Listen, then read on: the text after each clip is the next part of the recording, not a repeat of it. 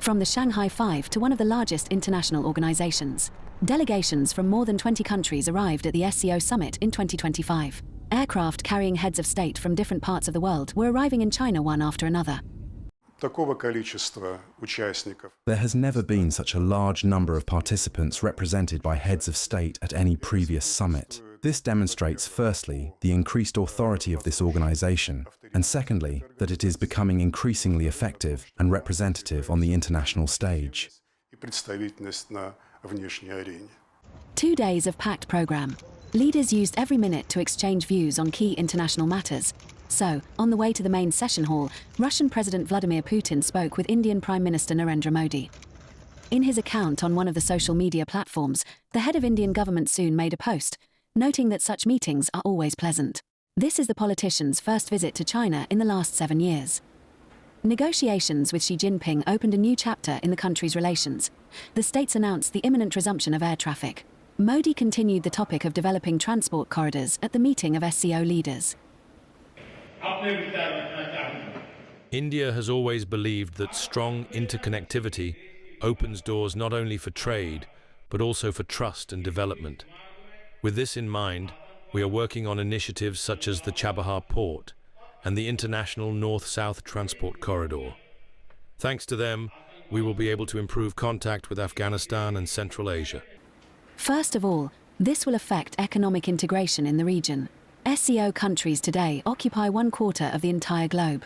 The pace of development of cooperation within the SCO is truly impressive. For example, the average growth of the gross domestic product of member countries last year was more than 5%, and industrial production, 4.6%. Reciprocal trade is also steadily growing. All of this is above world averages.